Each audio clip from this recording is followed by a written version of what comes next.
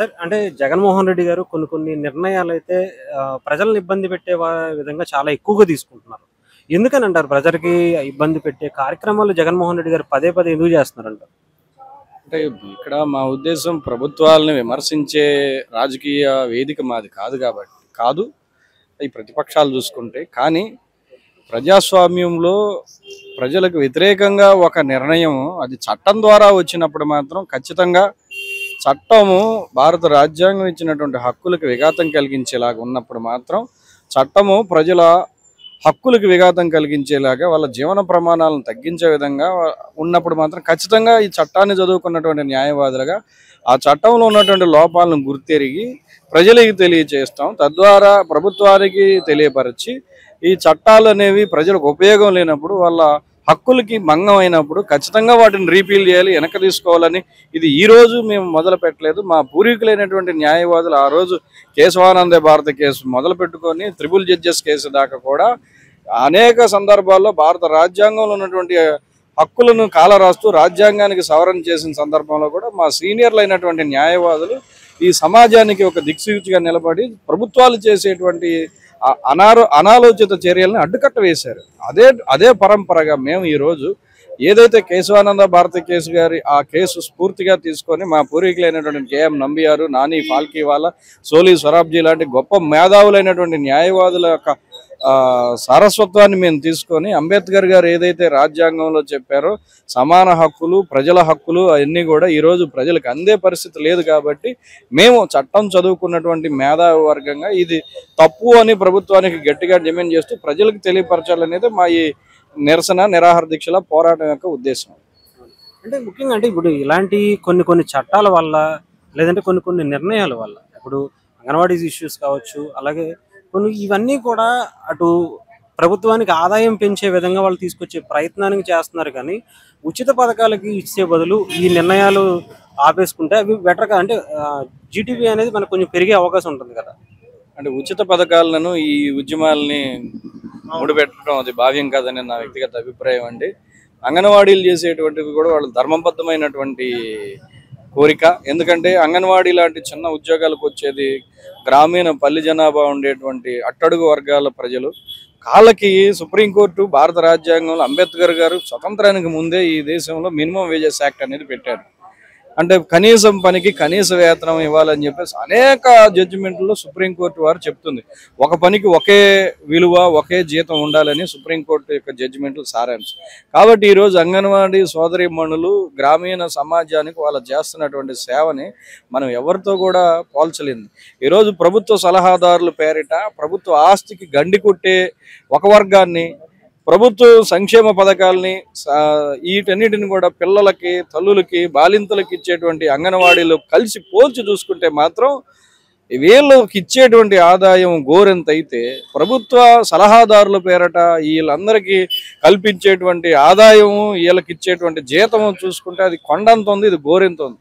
ప్రభుత్వానికి మా యొక్క ఈ విషయంలో విజ్ఞప్తి ఏంటంటే మీరు ఏదైతే ప్రభుత్వ సలహాదారుల్ని ఆల్రెడీ ఐఏఎస్లు, ఐపీఎస్లు ఒక వర్గం జీతాలు పొందుతున్నటువంటి వారు ఉన్నారు, వాళ్ళని కాకుండా మీరు ₹1,00,000 ఇచ్చి వాళ్ళకి అన్ని స్పెషలిటీస్ కలగజేసి మళ్ళీ ఒక వ్యవస్థను క్రియేట్ చేశారు. మీరు అక్కడ డబ్బు అనేది మీకు వేస్ట్ అవుతుందని ఎందుకు ఆలోచించట్లేదు? ఈ పేద వర్గాలకి సేవ చేసేటువంటి అక్క చెల్లెళ్ళు అయినటువంటి మా అంగన్వాడీ సోదరీమణులకి ఎందుకు వాళ్ళకి మినిమం వేజెస్ యాక్ట్ ఇవ్వడానికి ధర్మబద్ధంగా పెద్ద మనసు మీరు ఆల్రెడీ కొంత పెంచామంటున్నారు. మీరు ప్రభుత్వాలు అనేవి పెద్ద మనసుతో ఆలోచించాలి. ప్రజలు పేదవారి వర్గం వైపు ఉండాలి. వారు ఎందుకు రోడ్డు ఎక్కారు అనేది ఆలోచించాలి. కానీ వాళ్ళని పీకేస్తాం, వాళ్ళని ఉద్యోగాల్లో తీసేస్తాం అంటే క్రితంలో తమిళనాడులో ఏం జరిగింది? అక్కడ కూడా జయలలిత గారు తీసేశారు. కానీ మరుసటి ఎలక్షన్స్లో జయలలితని ప్రజలు తీసేశారు. ఇక్కడ ఇది ప్రజాస్వామ్యం. మీకు తీసేసే అధికారం ఉంది, కాదంటలేదు. ఉప్మా యాక్ట్ పెట్టి, పెట్టి, కానీ ప్రజలకి ఓటేసే అధికారం ఉందనేటువంటి చిన్న లాజిక్ని మీరు మర్చిపోవద్దు. అదేవిధంగా ఈ న్యాయవాదులు చేసేటువంటి ఉద్యమం కూడా ఈ ల్యాండ్ టైటిలింగ్ యాక్ట్ వలన ప్రజల ఆస్తి అనేది రేపటి నుంచి సందిగ్ధంలో పడుద్ది. ఇప్పటిదాకా వివాదం లేనటువంటి ప్రజల ఆస్తి రేపటి నుంచి వివాదంలో పడుద్ది.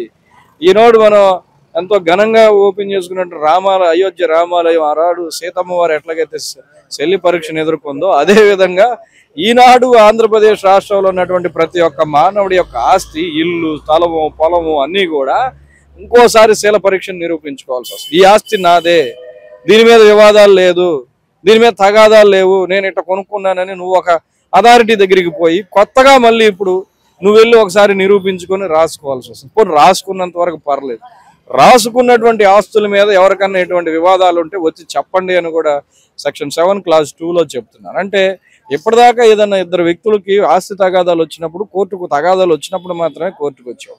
ఇక నుంచి ఏంటంటే రాసుకోగానే ఎవరైనా ఒక 3 రకాల రిజిస్టర్లో వెళ్ళి రాయంగానే నాకు అనుమానం ఉందండి దీని మీద ఎవరైనా ఒక పిటిషన్ పెడితే ఎప్పటిదాకా వివాదాలు లేనటువంటి ప్రాపర్టీ ఆస్తి ఏమైందంటే ఇక్కడ నుంచి వివాదాలు అవుతుంది. ఎప్పుడైతే వివాదం అయిందో దాన్ని సగానికి పడిపోతుంది, అమ్ముకుంటాకి కొనుక్కుంటాకి వివాదం పరిష్కారం అయ్యేదాకా కూడా లేదు. ఇంకొకటి సెక్షన్ 9 ప్రకారం ఎటువంటి వివాదాలు లేనటువంటి అన్డిస్ప్యూటెడ్ రిజిస్టర్లోనే మన ఆస్తి రాసినా కానీ మళ్ళీ సెక్షన్ 46 ప్రకారం కంక్లూజివ్ టైటిల్ ఇవ్వాలి అంటున్నారు.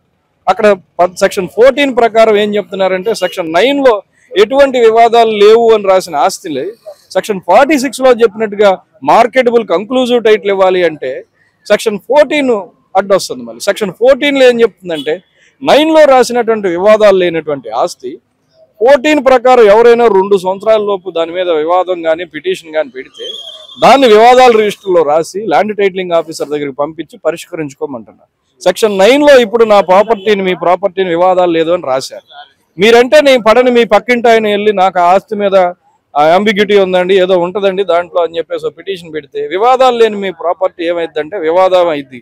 సెక్షన్ 11 ప్రకారం వివాదం 14(2) ప్రకారం పిటిషన్ తీసుకొని ఆయన 11లో చెప్పినట్లుగా వివాదాల రిజిస్టర్లో నమోదు చేసి ల్యాండ్ టైటిలింగ్ ఆఫీసర్కి పంపించాలి. అంటే ఇప్పుడు దాకా నీ ప్రాపర్టీ ఎటువంటి వివాదం లేదు, ఇప్పుడు కొత్తగా వివాదం క్రియేట్ అవుతుంది. మరి ఈ రెండు సరే వివాదమే లేదు, వివాదాలు పక్కన పెడితే సెక్షన్ 9లో నువ్వు రాసినటువంటి వివాదాలు లేనటువంటి రిజిస్టర్లో రాసిన నీ ప్రాపర్టీ సెక్షన్ 46లో నువ్వు ఇచ్చే certificate marketable proof of title 2 సంవత్సరాలు తర్వాత ఇస్తావు. మరి ఈ 2 సంవత్సరాలు ఆంధ్రప్రదేశ్లో ప్రజలు అమ్ముకోవాలా, కొనుక్కోవాలా? ఆస్తి తాకట్టు పెట్టుకోవాలన్నా, తనఖా పెట్టుకోవాలన్నా, బ్యాంకులో పెట్టుకోవాలన్నా, మార్టిగేజ్ చేసుకోవాలన్నా, rent agreement, lease agreement, GPA కూడా ఇప్పుడు నువ్వు ల్యాండ్ టైటిలింగ్ ఆఫీసర్ దగ్గరికి పోయి అతని ఆమోదం ఉంటేనే జరిగేటువంటి పరిస్థితి. అంటే ప్రజలు ఈ 2 సంవత్సరాల పాటు భారత రాజ్యాంగం ఇచ్చినటువంటి హక్కు state of Haryana versus Mukesh Kumar అనేటువంటి జడ్జిమెంట్లో ఇది హ్యూమన్ రైట్ అని చెప్పేసి ఆర్టికల్ 21లో అంతర్భాగంగా ఉన్నటువంటి జీవించే హక్కుల అంతర్భాగంగా ఉన్నటువంటి ఆస్తి హక్కు ఆంధ్రప్రదేశ్ రాష్ట్రంలో 2 ఏళ్ళు సస్పెండ్ అవుతుంది. ఇది భారత రాజ్యాంగానికి స్ఫూర్తికి విరుద్ధంగా ఉంది. అట్లా కాకుండా మేము ప్రజల ఆస్తుల వివాదాల్లో యజమాని ఎవరైనా నిర్ణయించాలి అనుకున్నప్పుడు ఇప్పటిదాకా కోర్టుకు మాత్రమే ఆ పవర్ ఉంది. ఇప్పుడు కోర్టుకు వెళ్ళే అవకాశం లేకోకుండా మేమే ఒక రెవెన్యూ అథారిటీ ఆఫీసర్ తోటి ఏర్పాటు చేస్తామంటే మరి భారత రాజ్యాంగంలో ఆనాడు అంబేద్కర్ గారికి తెలవక రాసి ఉంటారా? మీరు అంబేద్కర్ ఆలోచన విధానం కంటే గొప్ప వాళ్ళ ఈ ఆంధ్రప్రదేశ్ రాష్ట్రంలో ఈ యాక్ట్ తయారు చేసినటువంటి వాళ్ళు?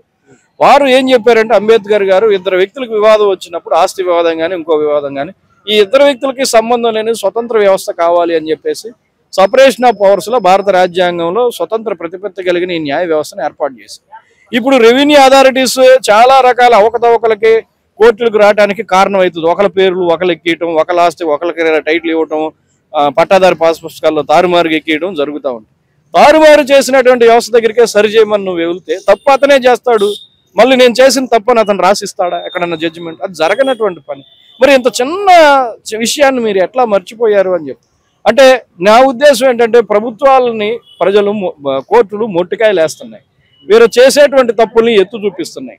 కాబట్టి వాళ్ళకు ఒక కంటగింపు చర్య అనమాట. ఈ న్యాయ వ్యవస్థలు ఉండకూడదు, ఈ న్యాయ వ్యవస్థలను కట్టడి చేయాలి. కాబట్టి కోర్టుకు వెళ్ళకోకుండా కోర్టు చేసేటువంటి న్యాయాన్ని కూడా మేమే చేస్తాం. సరే చెయ్యండి, నీకేమైనా నా తెలుసా? ఈ ల్యాండ్ టైటిలింగ్ అప్లేట్ అథారిటీ అనే అతను జాయింట్ కలెక్టర్ ఆఫీసర్. ఆ జాయింట్ కలెక్టర్ అనే ఆఫీసర్ దగ్గర అంట ఇప్పుడు దాకా భూ వివాదాలను పరిష్కరించేటువంటి అత్యున్నత చట్టమైన సివిల్ ప్రొసీజర్ కూడా అమలు కాదంట. అతను ఓన్ గా ఓ ప్రొసీజర్ ని రాసుకుంటాడు. అంటే ఇంతకంటే దుర్మార్గం ఈ బ్రిటిష్ వాళ్ళు కూడా చేయలేదు.